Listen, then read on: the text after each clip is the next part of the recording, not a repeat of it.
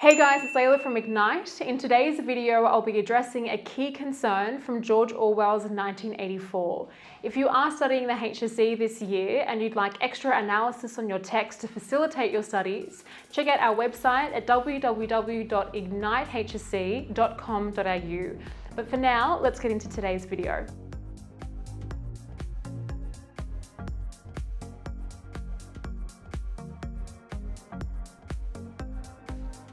So my aim for today's video is to introduce to you one of the key themes in 1984. I'll then move into some analysis of the text, providing you evidence and examples of that particular idea. So by the end of the video, you'll be equipped to address drafting a body paragraph for any of your exemplar essays. And that way, if you watch a few of our other videos on other key concerns, you'll slowly be able to piece together particular ideas on which you could base all of your body paragraphs for a completed exemplar response. So the key idea on which this video is based is the notion of rebellion. And rebellion in the text is actually facilitated through the notion of desire. Now we know in the text control functions to remove the sex instinct. And the reason that removing the sex instinct is such a powerful form of control is because when an individual shows love or devotion towards another person, it distracts from their complete and uninhibited loyalty towards Big Brother. So as the text progresses, as Winston develops love and desire for Julia, that functions as the strongest form of rebellion. Throughout the text, there are actually other examples of the ability to control emotion and feelings towards another. For example, the constant war and the waging alliance or hatred towards East Asia and Eurasia within Oceania function to constantly keep the hatred of the nation at a high, and it distracts heated emotion towards another enemy as opposed to propelling their ability to question and hate and perhaps undermine the modes of power that are channeled through Big Brother. So I guess what I'm saying here is desire and sexual impulse distract the individual from loyalty towards Big Brother, because you find a way to have loyalty towards and love and devotion towards somebody else, and within that union and that love, you may awaken a realization of that, I guess, misuse of power that is channeled through Big Brother and his power.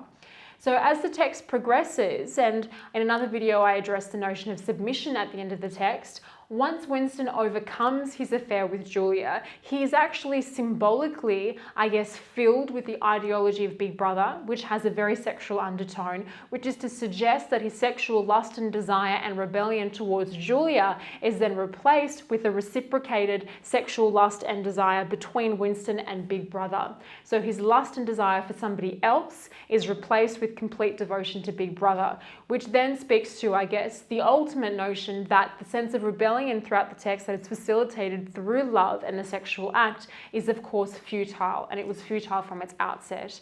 So the key theme is the notion of rebellion. How does rebellion take place throughout the text? Well, it takes place through initiating love and desire and sex between Winston and Julia. That rebellion is, however, futile. As the text progresses, we realize that the devotion towards Julia is ultimately replaced and supplanted with a penultimate submission to the power of Big Brother at the end of the text. All right, so let's take a look at an example of rebellion throughout the text. I've got a quote here, and it's when Winston initially engages his affair with Julia, and we see how he is taken aback by Julia's, I guess, free kind of bodily composition, which foregrounds and symbolizes her disregard for the party's control. The quote reads, "What overwhelmed Winston in that instant was admiration for the gesture with which Julia had thrown her clothes aside." I just want to take a note that if you're quoting from a text in your response and you're using a part of the quote that doesn't necessarily flow with the sentence that you've constructed before your quotation, you may insert in square brackets words which enable the quote to make sense or flow for you. So Winston and Julia aren't actually part of the quote here, but I've inserted them in square brackets to enable the sentence to flow quite well. Seeming to annihilate a whole culture, as though Big Brother and the party and the thought police could all be swept into nothingness by a single splendid movement of the arm, a gesture belonging to ancient time. It's quite a long quote. You're welcome, or I actually suggest that you take parts of that out into your body paragraph so that you're not too quote heavy throughout your analysis, but each parts of this have their own, I guess, analysis that you could bring forward. So what overwhelmed Winston? We've got the third person limited narration, right? Focalizing Winston's perspective to enable us to empathize with him, was admiration for the gesture with which Julia had thrown her clothes aside. So that imagery and the freedom of Julia's movement symbolizes the liberation and the attempted rebellion that will come through their affair and their sexual intimacy, seeming to annihilate a whole culture, right?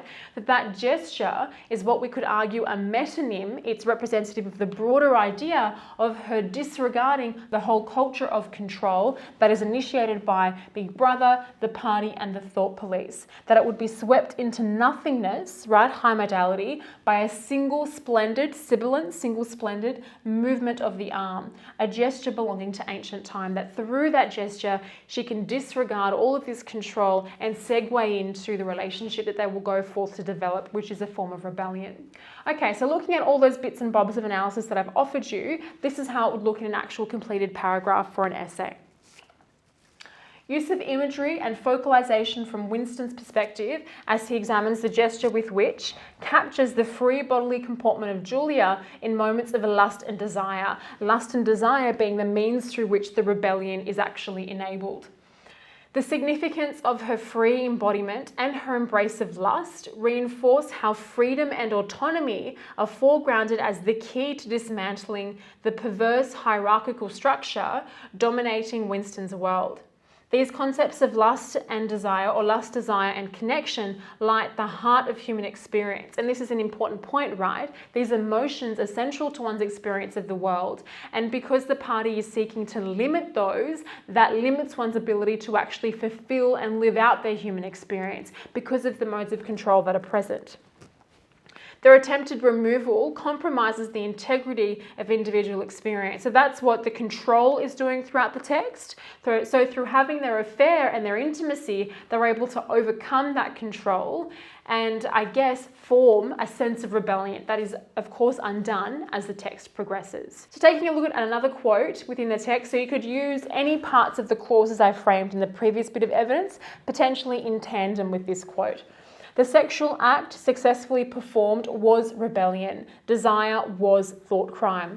So you can see this use of almost a very literal metaphor. Sexual act is a form of rebellion. Desire was thought crime, okay? Because as I mentioned at the beginning of the clip, desire and lust for another person distracts from total loyalty and submission to Big Brother. And that's why the initial affair between Winston and Julia is so powerful. But of course we know they're discovered and they both submit to the modes of power presented by the party. So there is a futility to their rebellion, and the reason George Orwell has included that into the text is to frame that if we don't start to question and interrogate and take action against control within our contemporary world, things will progress to the futility of what Winston and Julia encounter. That's why he ends the novel with unsuccessful rebellion by the end. But let's take a look at this actual quote. So I've mentioned a couple aspects of technique. Let's now look at how you could put that into a sentence in a body paragraph. So nonetheless, within such repressive frameworks, the pleasurable performance of sex becomes metaphorical for defiance. Desire was thought crime. So that's a nice little quote that you could perhaps start your paragraph off with to frame how rebellion takes place in the text. And then you could examine the very powerful description that I framed in the earlier slide from Winston about Julia sweeping her clothes and that simple gesture being so metonymic for their broader rebellion that goes to take place within the text. All right, guys, I hope you found that useful. So I hope from this video you've taken away a central concern from 1984. And if you were to base a practice body paragraph on that, you've got some evidence and analysis to start you off. If you do like this content, like and subscribe to our channel. If you have any questions about what I've spoken about, do comment and I'll get back to you. And don't forget, if you want that extra help with your HSC studies, visit our website and take a look at our incredible resources. I guarantee that you won't regret doing that. Thank you guys for watching, and I hope very much to see you in the next video.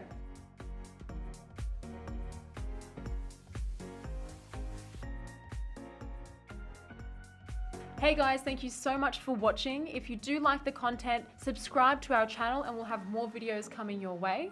That's right, guys. Thanks for watching, and please make sure you check out our online resource database. We've had a team of state rank achievers and heads of English put these together for you, covering everything from essay structures and examples all the way through to craft of writing and comprehension skills. So check them out at ignitehse.com.au, and we look forward to seeing you in the next video.